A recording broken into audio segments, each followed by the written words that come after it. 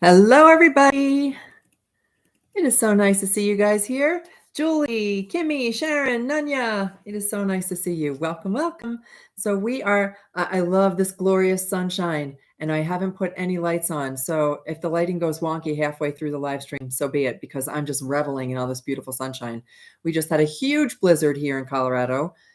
We got over 2 feet of snow, and yeah, it made for an interesting week, and weekend. All right, so let's see who's on. Kimberly, good to see you. It's so good to see everybody. I love when you guys all jump on. As usual, it takes a minute or two for everyone to remember the time and then to jump on. So we'll give everyone a second, and I will just go over a couple little little housekeeping things. That's what we'll do, and then we'll talk about the 3 pets that we're going to have readings for tonight, and we are going to be talking about literally the spiritual power of the animals who share our life. And I'm going to use the word pet, even though I wish we could come up with something even simpler than animal companion, but everything doesn't sound quite right. Like our partner in journeying through this life that happens to have fur, fins, feathers. Anyhow, we're going to talk about the spiritual power of pets. And I think I'm going to take you a little bit down the rabbit hole with that. And you may have some questions, so hold the questions for the end. I may do the reading in between, or I may do the questions first. We'll see when it gets there. We'll see how it feels. But we're going to talk about the real spirituality of animals and why all of this is happening so rapidly now, why so many people are interested in not just knowing that their animal companion has made it safely to the other side, but are interested in connecting with those animals on the other side of life. There's something bigger going on here, and our animals are going to share with us tonight some thoughts about their spirituality. So I'm sure there will be questions, and I am getting caught. I'm going to take a quick look at the comments because I have to, and a drink of water.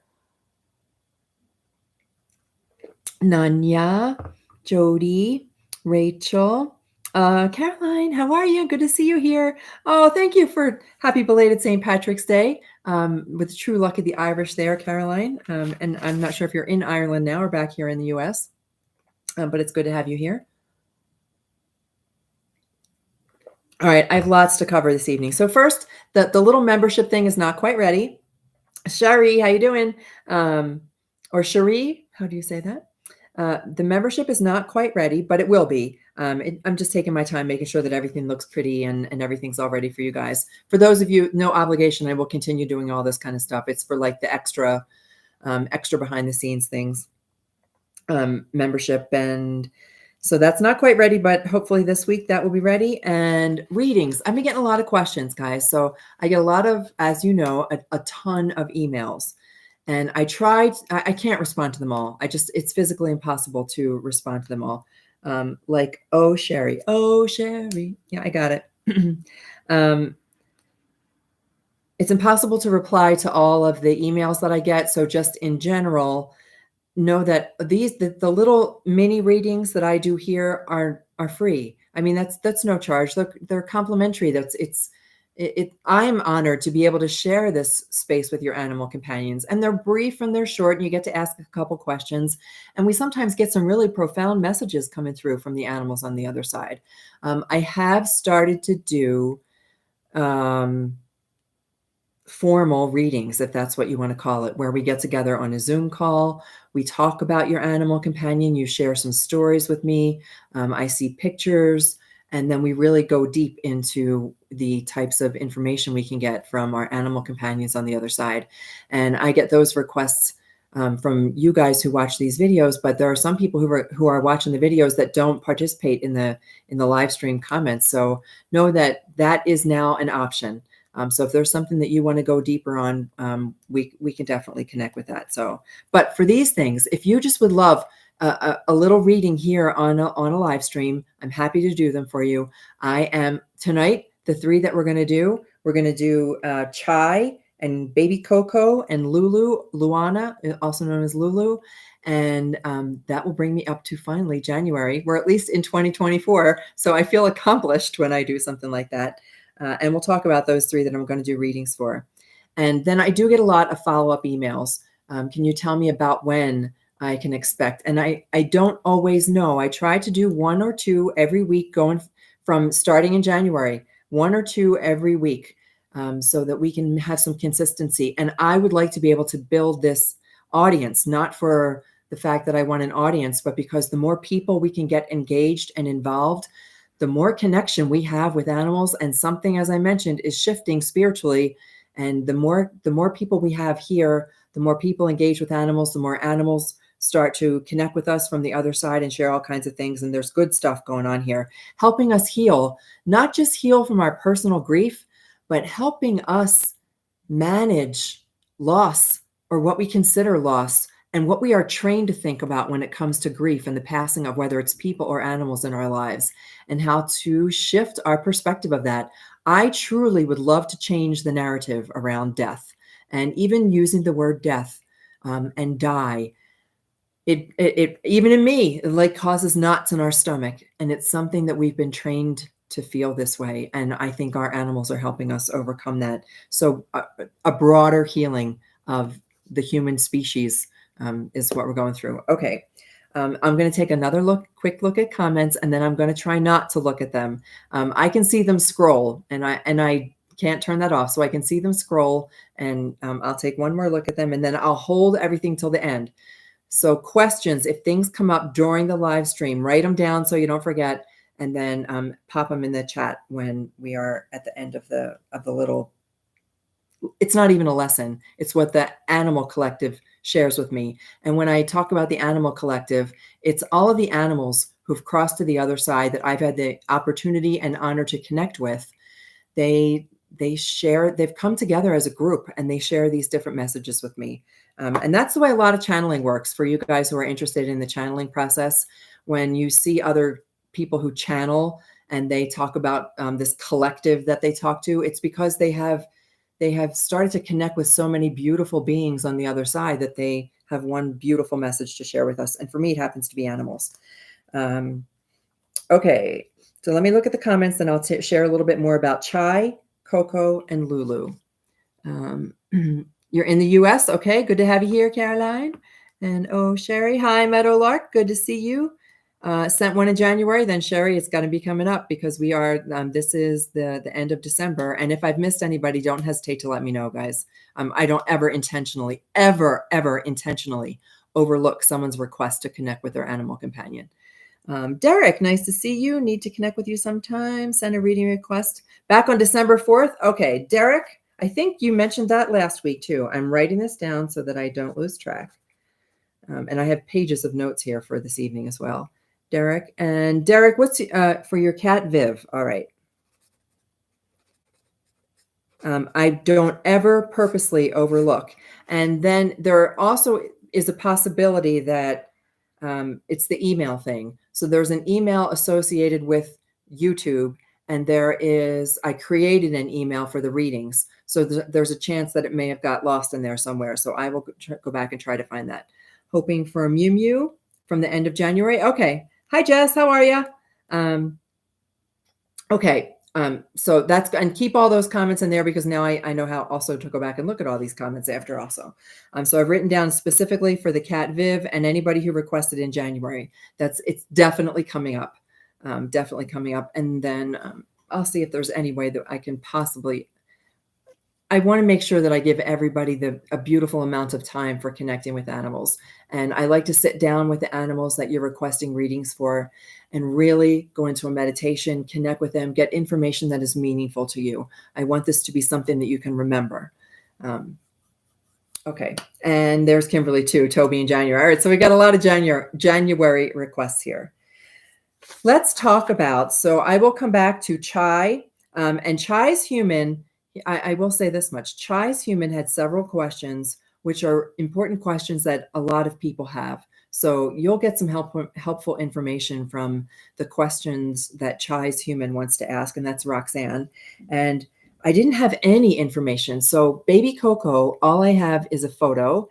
And for Lulu, I don't have much information at all, just a smidge of information. So what I suspect is that a lot of what's going to come through tonight in our general talk is going to be meaningful for both Coco and Lulu, and I'll see what else comes through as we do their little reading.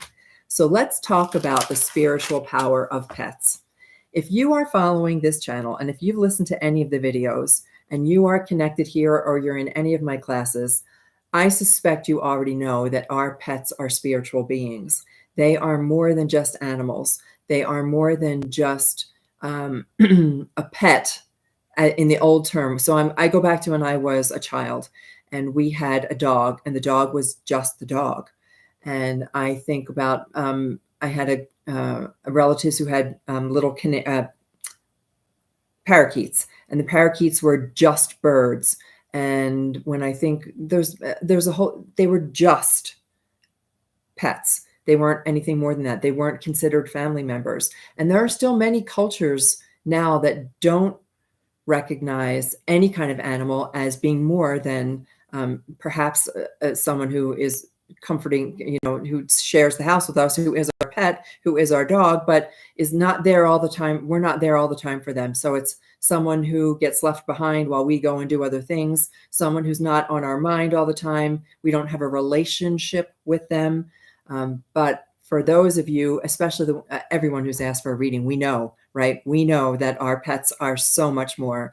They are family members. They are more than family members. We are connected with them in a very deep, profound way. And that's what we're going to talk about this evening. Soulmates is one word, as I saw that comment fly by. Yes, soulmates is one way to look at them, because they are soulmates. And when we use the word soulmate, we often think of a human, right? And we think of a human companion who's meant to be our partner throughout life. And we find them and we have a relationship with them. And many of us do have human soulmates, but there's something about our animal soulmates that goes much deeper. And I think it's because animals, we have a very unique relationship with them. It's not like a human relationship, because there's no judgment of any kind. Even human soulmates, we judge things about that. There is no judgment. We are, both us and our animal companions are vulnerable for each other. We're there for each other in our most vulnerable times. I think about Lucy. I give the example of Lucy. In her final days, she had lost control of her bowels, and it was not pretty. And she would look at me in a way, and there was no controlling it. So it didn't matter. She knew she was not outside.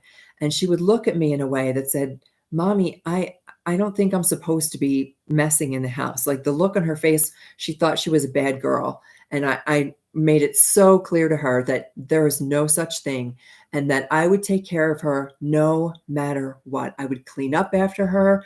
I would carry her. I would do whatever it took.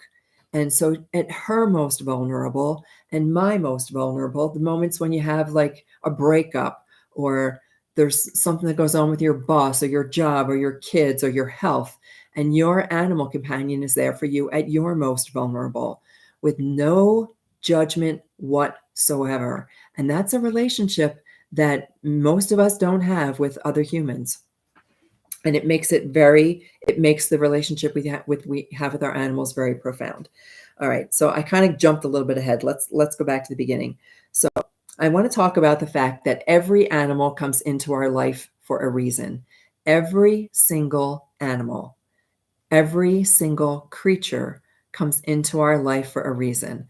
And I believe that is true of the animals who share our home. So all of our dogs, cats, fish, bird, iguanas, bearded dragons, all of those animals come into our life for a reason. But it's every other animal as well. It is the geese in the pond outside the condo that make noise at 5 o'clock in the morning. It is the spider who lives in the corner of your house.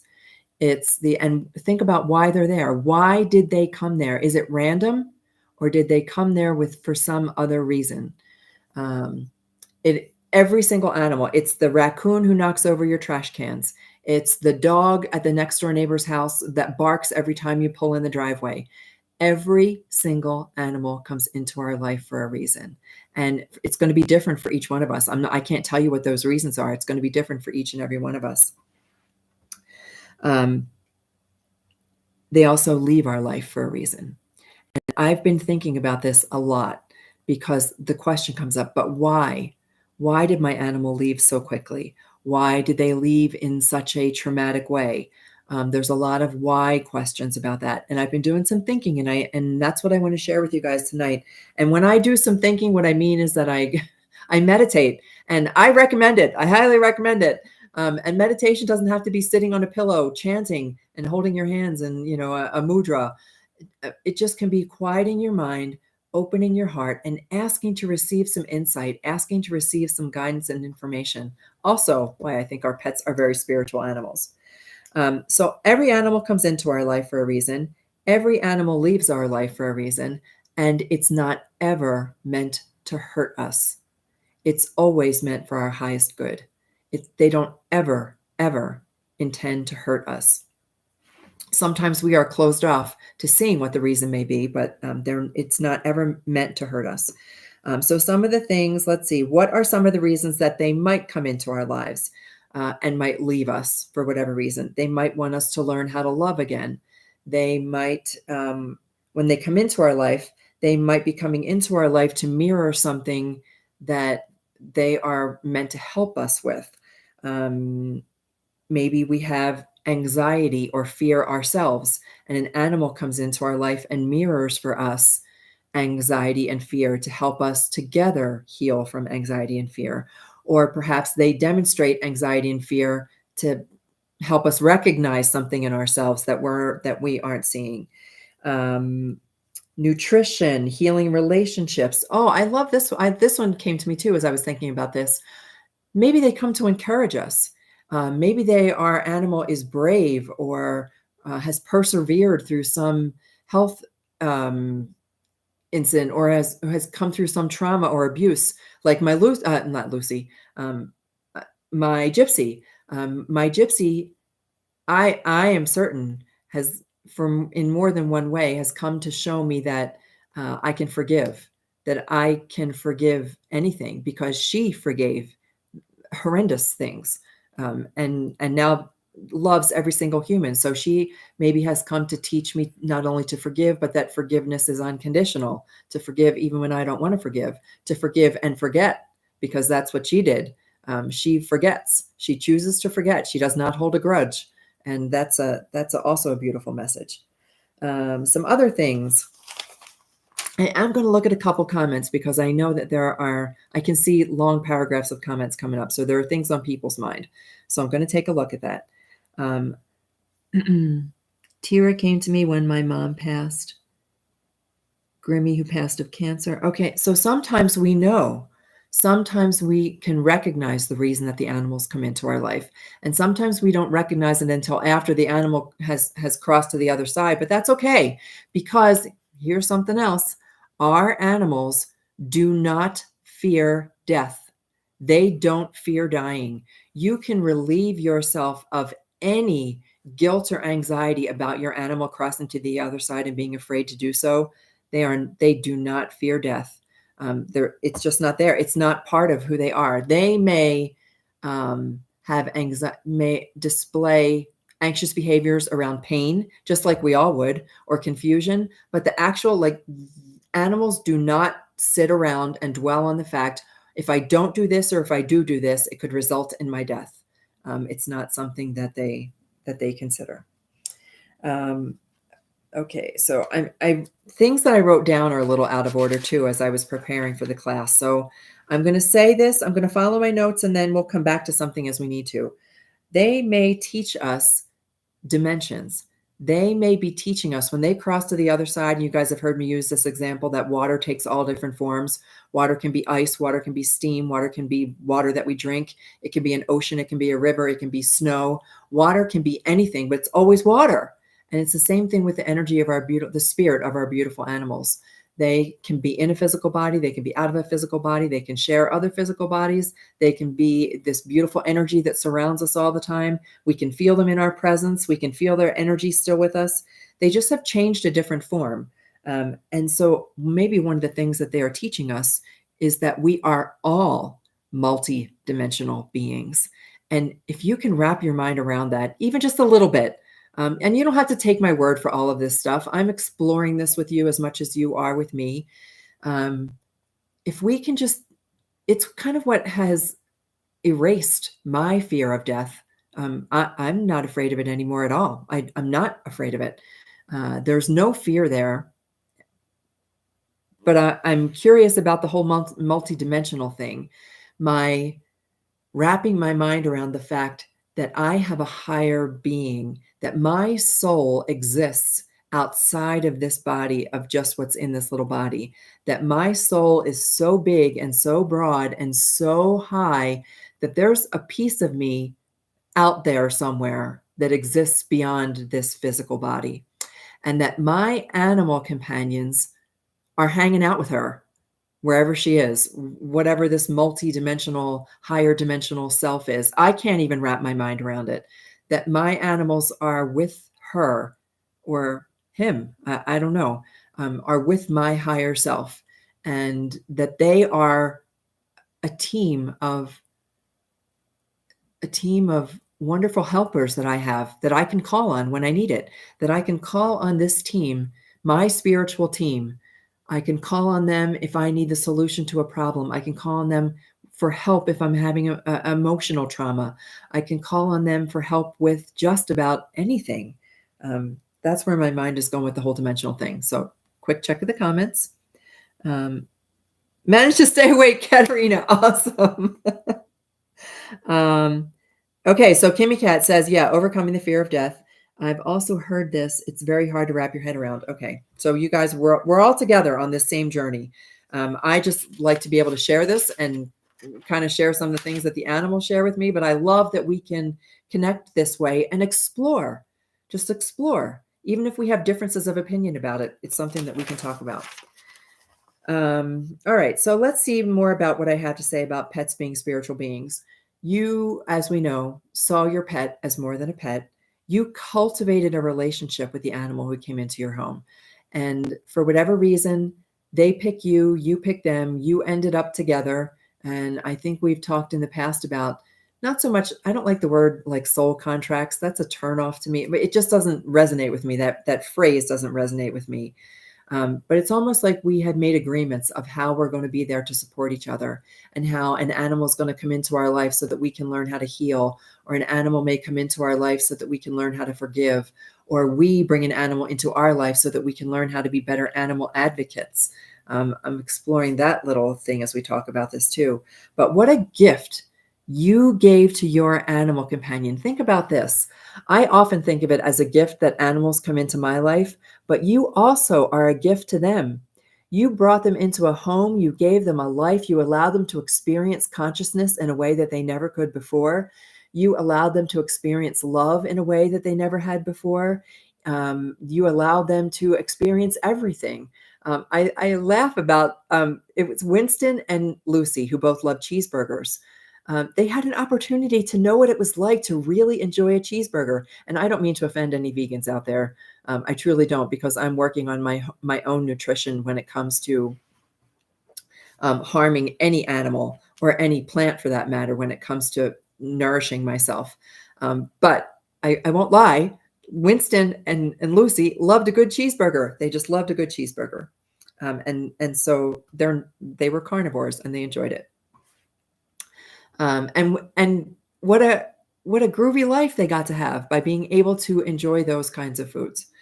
So we cultivated a relationship with them that's a gift for the both of us. It was a mutual gift between animals and ourselves. And when they cross to the other side, it's still a gift. We had a relationship with them here on earth that we miss, sometimes physically, painfully miss. We miss cuddling, we miss snuggling, we miss kissing, we miss petting. We miss the companionship of them physically with us here. But the gift they have for us now on the other side may be even greater. That gift may be even bigger than it was when they were here physically present with us. for a couple, and this is where I started to write that they tapped into they tapped into you. You tapped into them. They tapped into you. When they were physically here on earth, they learned to communicate with you as much as you learned to communicate with them.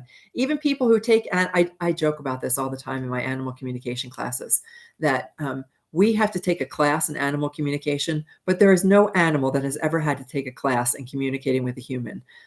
They seem to have it all figured out, interspecies communication. They seem to get it. So they took some time. Your animal companion, when they came to live with you, took some time to figure out how to connect with you. They took some time to figure out what you needed to know, how they could express things to you. And think about it. You were able to read some of that. Even if you weren't able to have a conversation with them, you understood, excuse me, their needs. So I got off track there too. Hang on.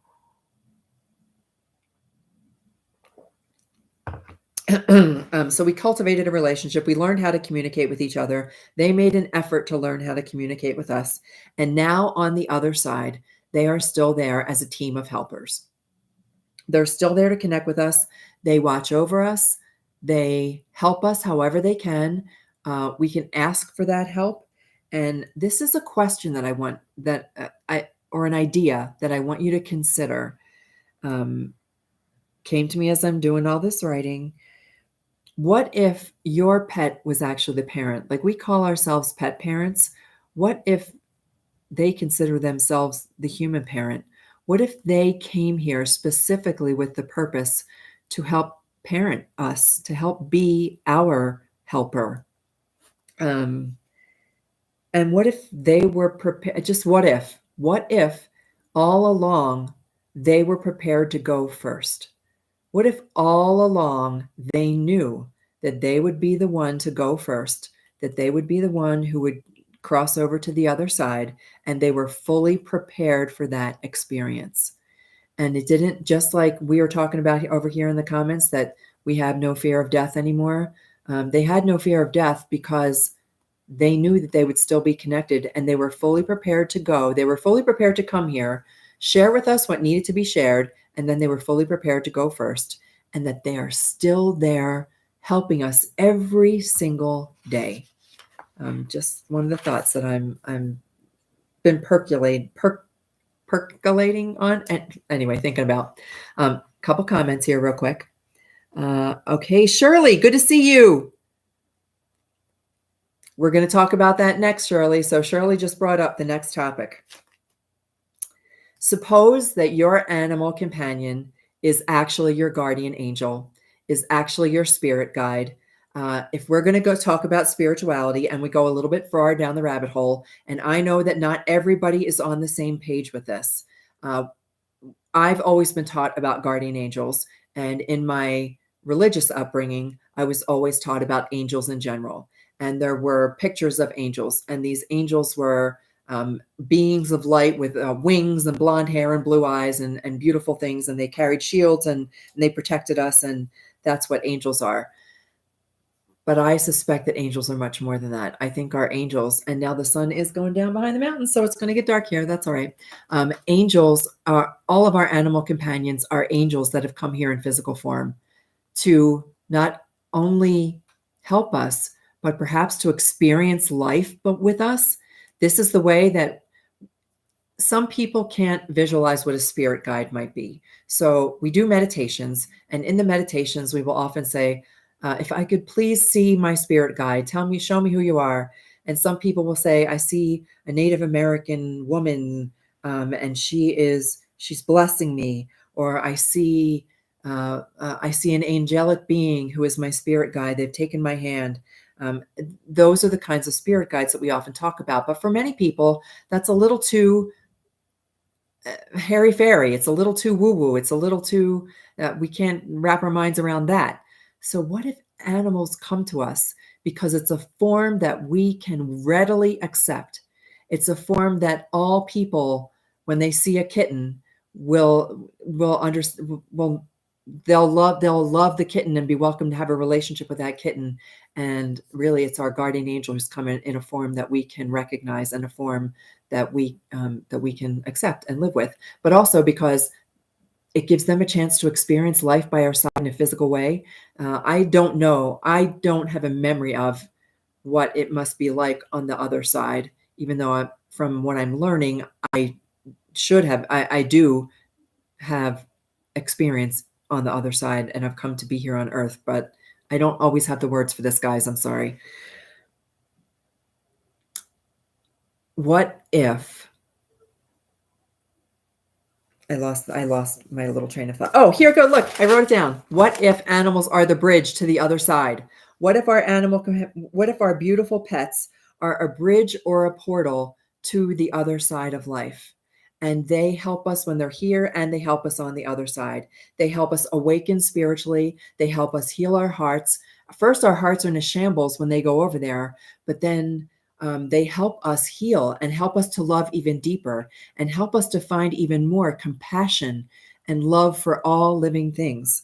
So they are the bridge to our own spiritual awakening and the bridge to connecting with all of the other wonderful, beautiful souls who reside on the other side. Yeah, so that's where we were going with that. So animals and pets are the bridge or the portal. Perhaps they crossed over. This was an interesting thought that came to me. Perhaps they crossed over to help us become better advocates for other animals. I think about this in terms of disease. So when an animal has something like cancer and they cross to the other side, and it's the whole experience can be very challenging for us. I've used the word traumatic on occasion. The whole experience can be difficult for us because we've had to watch their health decline. We've had to make certain decisions about their health. And then at the very end, we've had to make certain decisions about whether or not to help them cross over to the other side.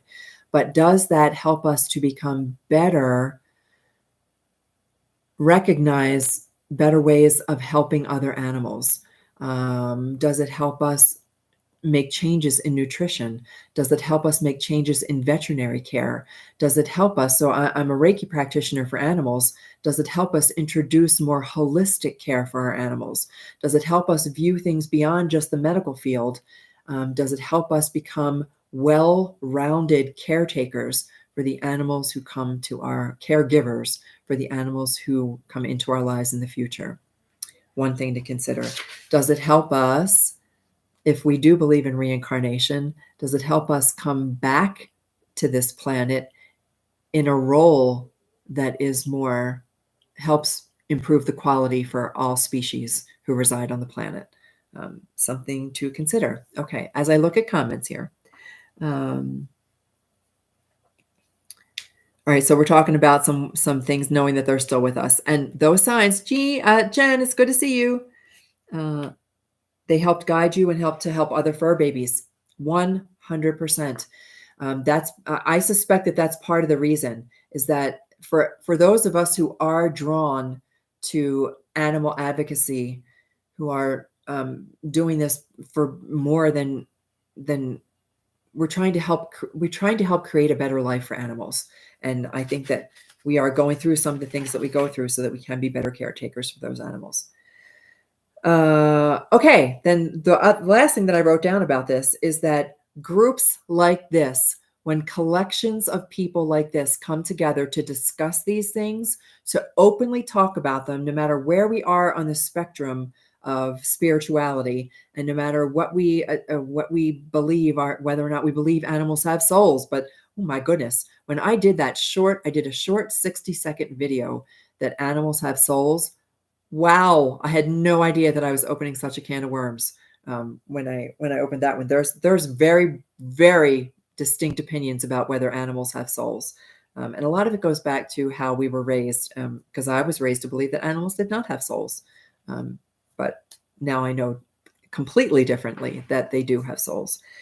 So groups like this come together. We are raising our own consciousness. We are raising our own awareness. And as we become more aware, I've said this before, I think that everything is awakening spiritually.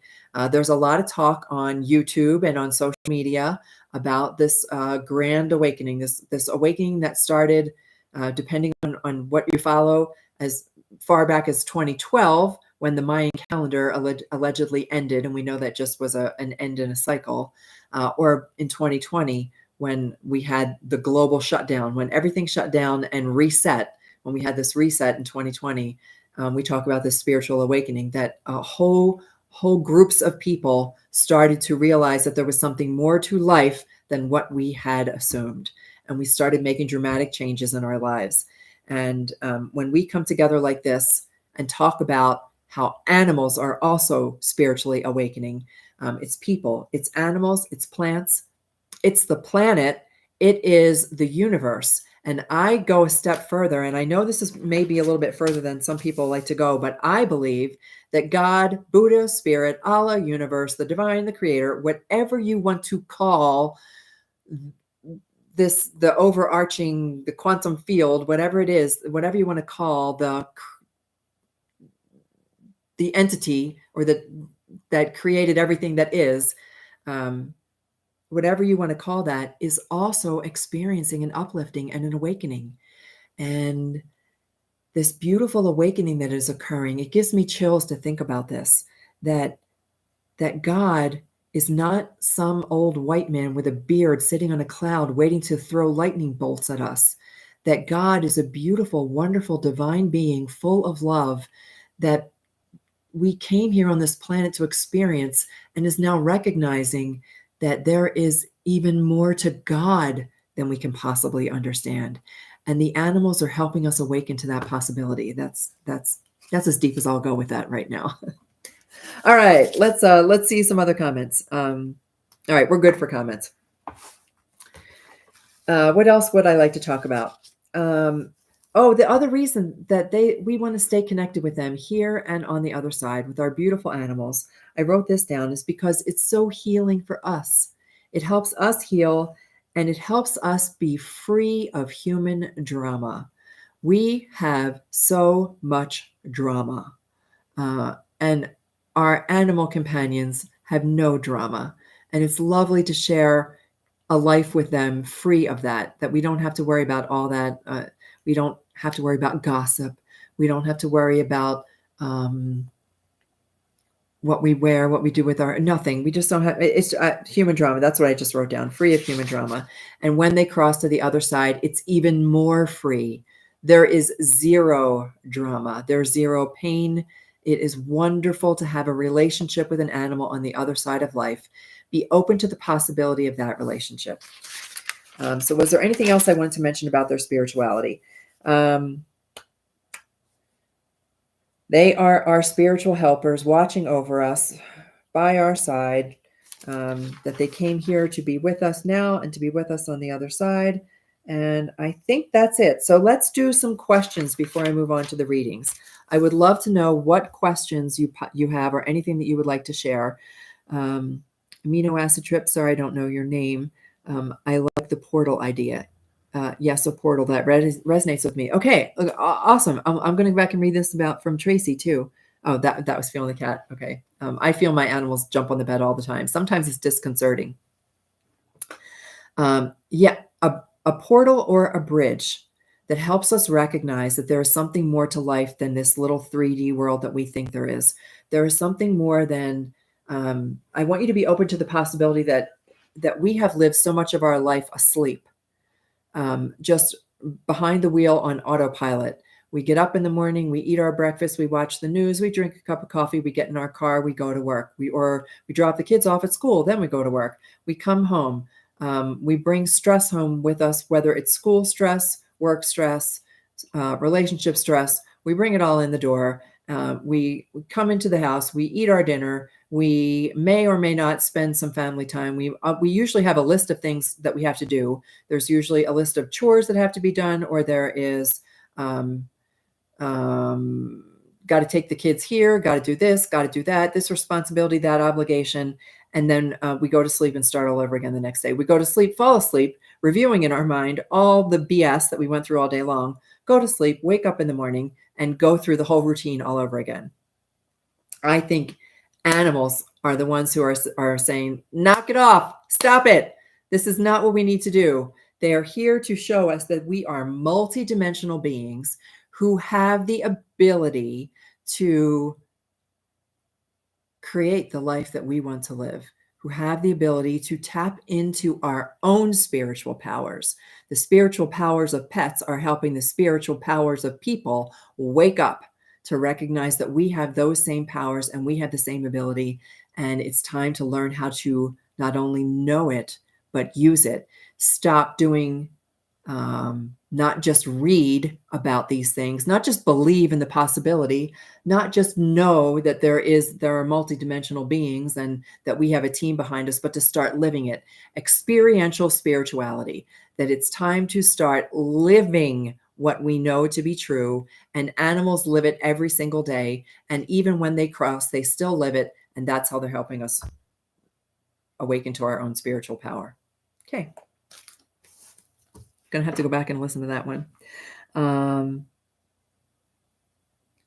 Sorry, did you find out about the orbs? Okay, so I did not find out about the orbs, but Julie, who is on the call here, sent me a whole bunch of pictures about the orbs.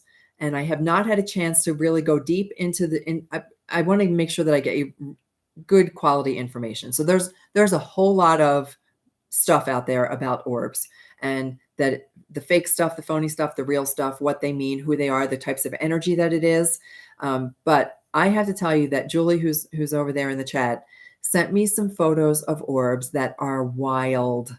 I have seen some photos of orbs myself, and I think, wouldn't that be nice if that really was a spirit behind me? But Julie, we're gonna have to get together, and you'll have to answer some questions for me, because those the photos of the orbs are of people. You take the picture and they're all different sizes and shapes and colors, and it's very, very difficult to explain. So that was the long answer to no. I don't have any more details.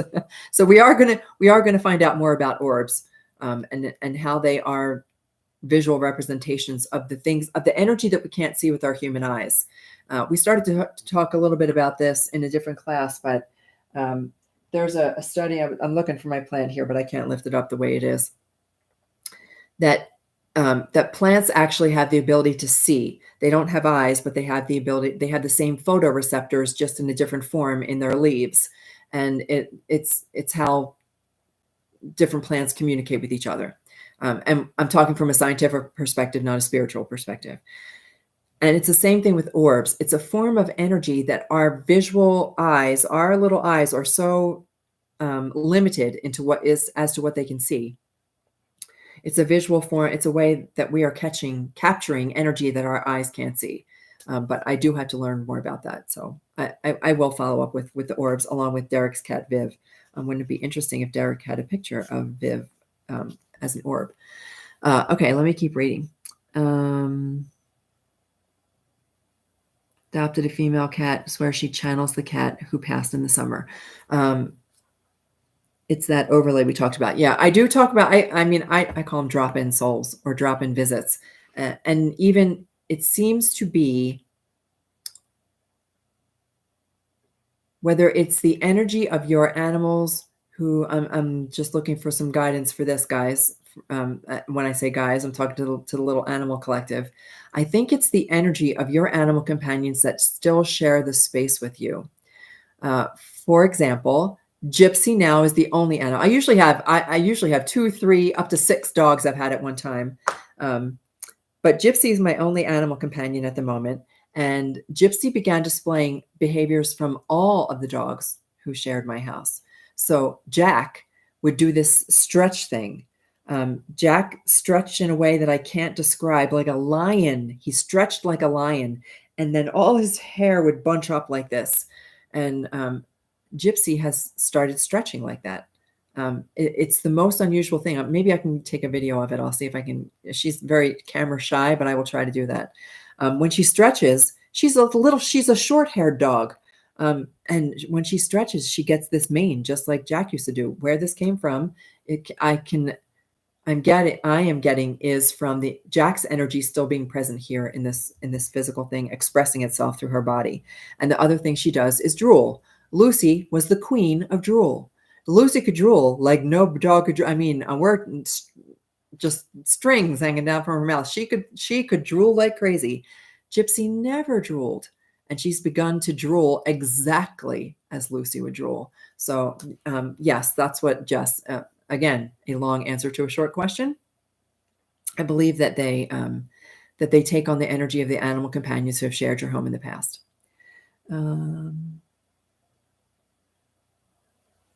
Helps me slow down, de-stress, enjoy. They want their walk and love. Okay, I'm not sure what that means.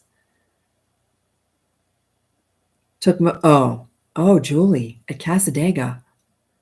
Okay, we're really going to explore the orbs there. If anybody's not familiar with Casadega, take a look at that. Casadega is a spiritual location in Florida, very similar to, I can't think of the name of the place that's up in New England, but all kind of like all the spiritual centers, like Sedona might be a spiritual center, Mount Shasta might be a spiritual center. But Casadega, that's very interesting. That it's where there's a lot of spiritual activity. All right, let's see what else.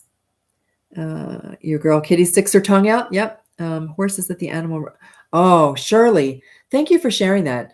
So if you guys are looking at the comments, Shirley was a student of, is a friend of mine, and was at the time a student who we went to a class, a Reiki class with horses.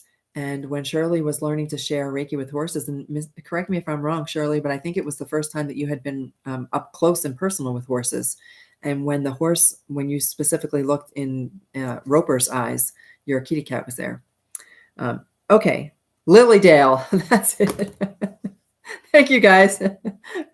Lilydale's the place that's up in New England, or New York, it might be. All right, let's take a look at our readings here.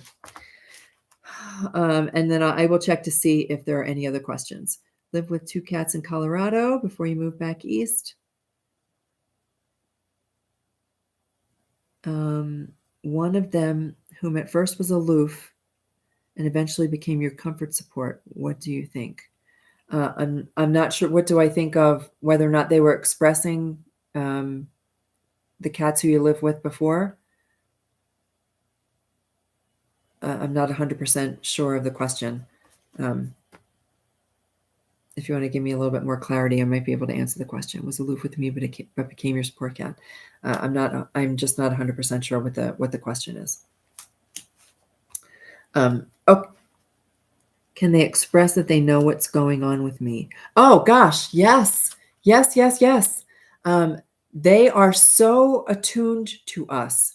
Animals are incredibly aware of our state of mind. I think that I've shared with you before about the university in Australia that did the study with dogs and people, and that the minute that the person walked into the room, the dog's heart rate immediately matched theirs. They are incredibly attuned to our state of mind. I'm sure all of you could share a story about a cat or a dog who comforted you during a time of grief, or that they sensed when you had gotten some kind of negative news or a diagnosis of some kind.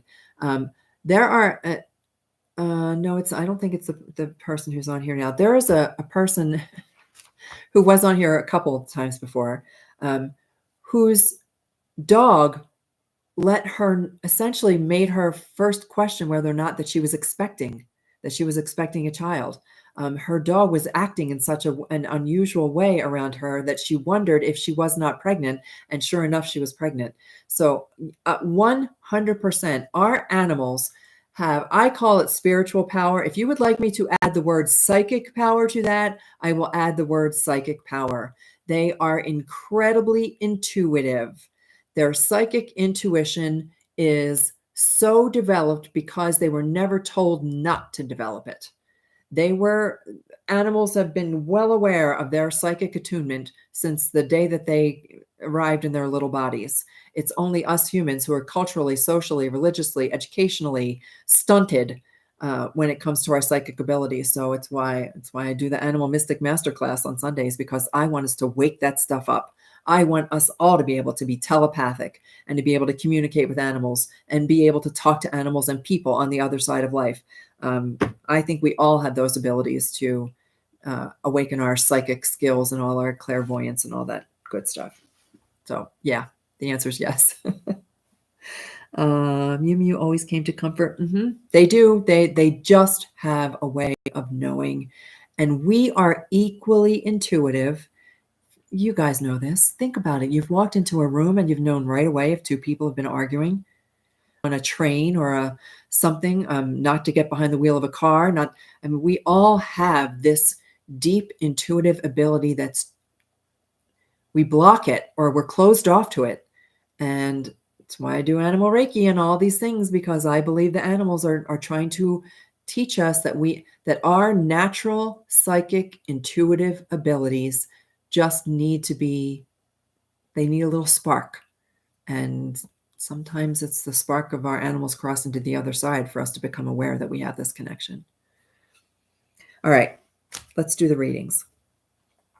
We are going to do a reading for Chai, and whatever comes through for Coco and Lulu, because I just don't have questions.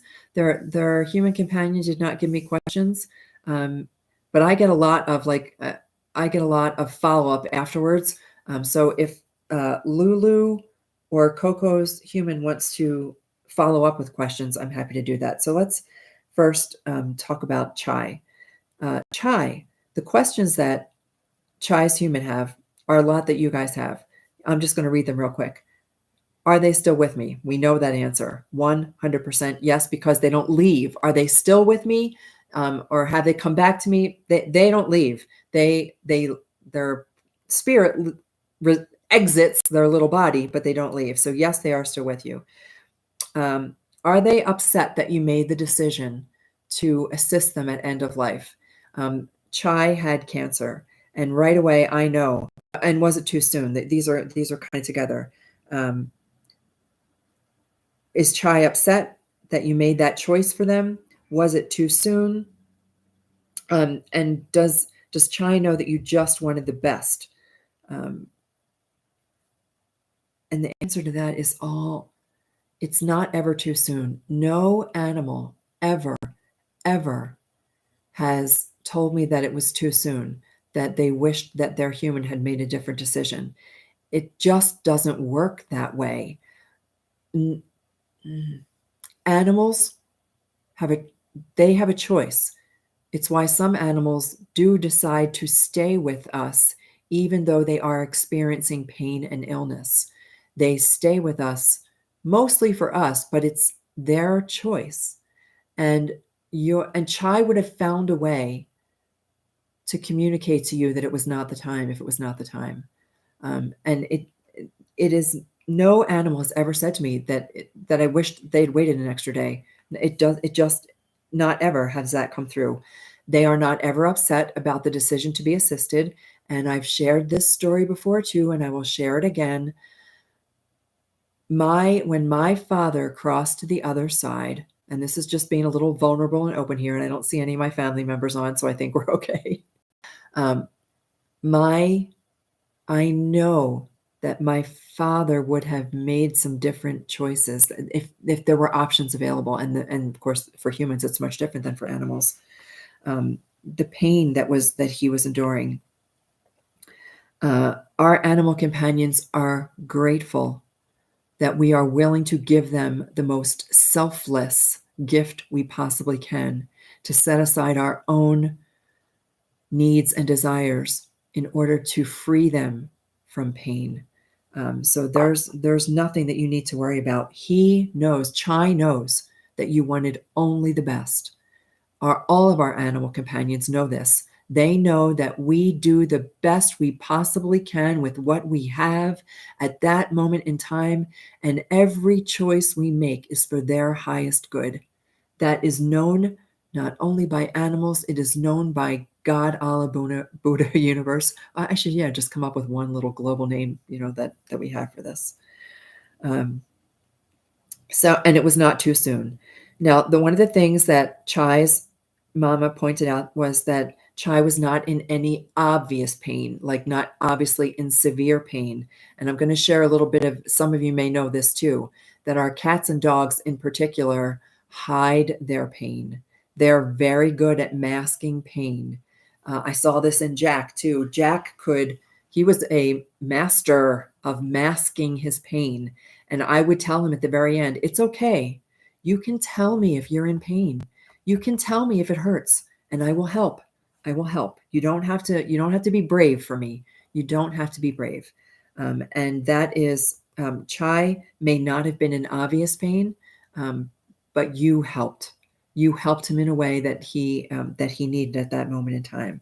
Now this is an interesting one. Chai's human said that on his last day, Chai was very distant, and that he kept his distance. And there was nothing wrong. There was nothing wrong, nothing that you need to worry about for that. Cats do this more often than dogs.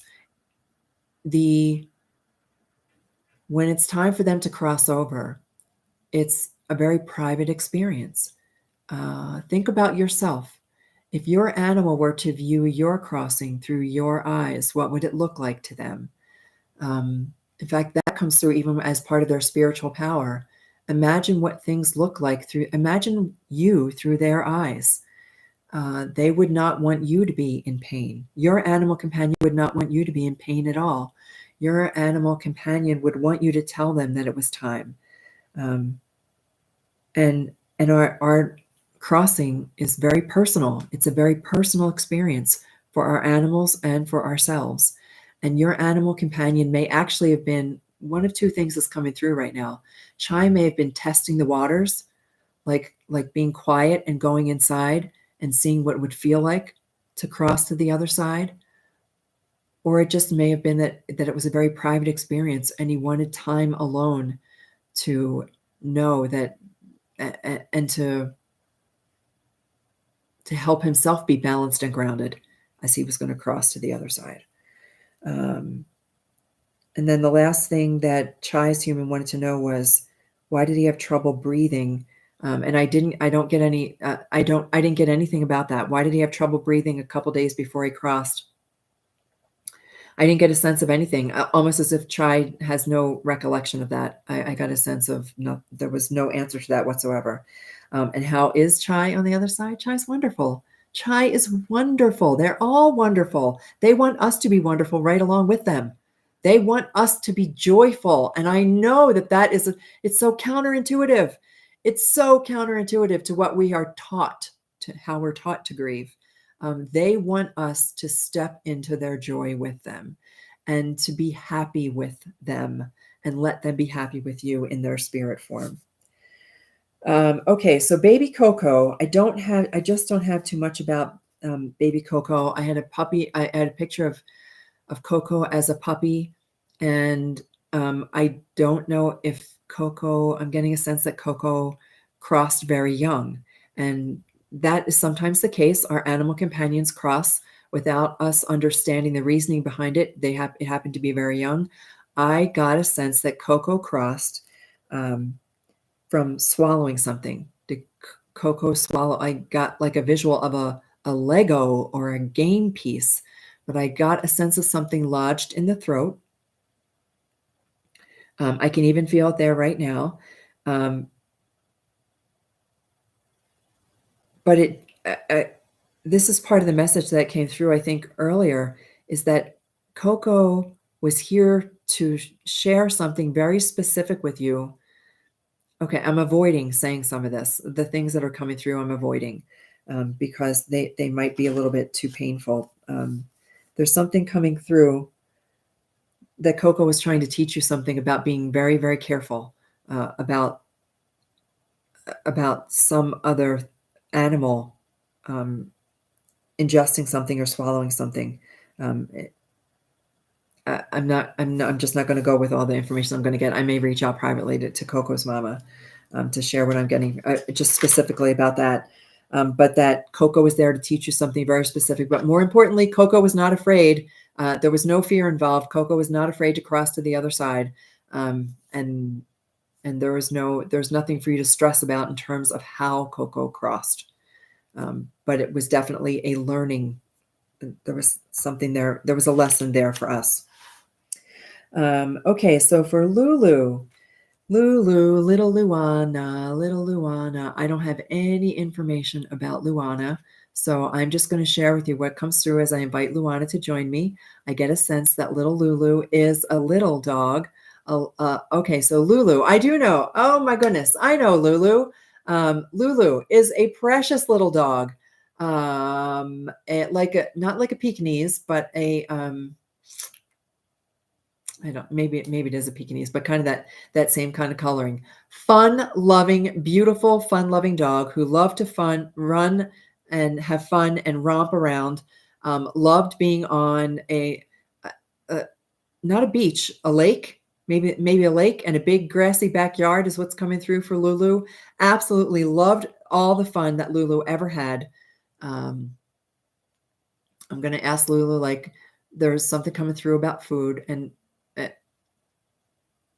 did Lulu steal food? I got a sense of stealing food, like stealing food right off the plate. I got all these little bits of things on a plate, and Lulu is taking them right off the plate without you even knowing. As can be. Lulu's able to jump up there, snag the food, and be gone. Love to race back and forth, running back and forth.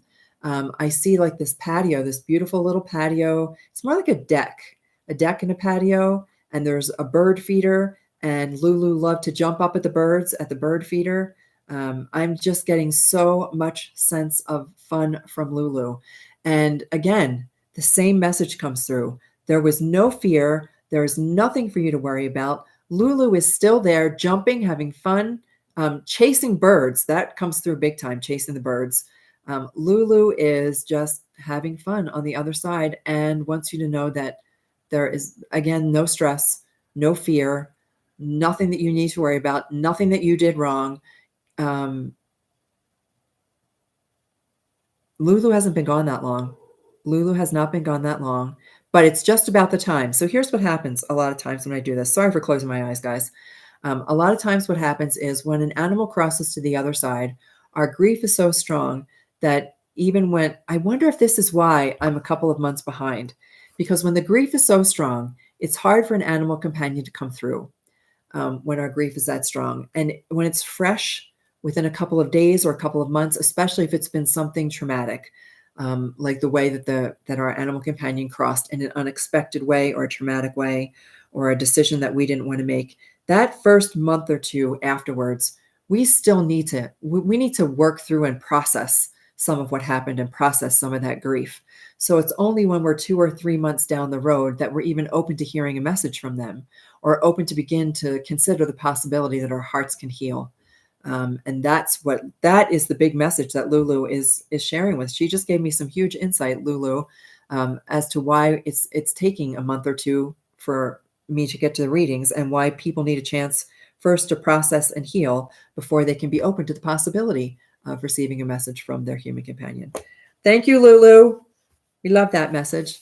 All right, my friends, I'm going to check comments one final time, and then we're going to call tonight. I think we're good. Okay. All right, everybody. Thank you for joining me. Thank you for supporting everything, for sharing the comments, for supporting each other, for helping us as we all learn how to navigate life, right? Navigate life on our own, with our animals on the other side, everything. I appreciate you guys so much. Have a beautiful night, and I will see you guys all again next week. Take care, everyone. You're welcome, everybody. May animals light your way.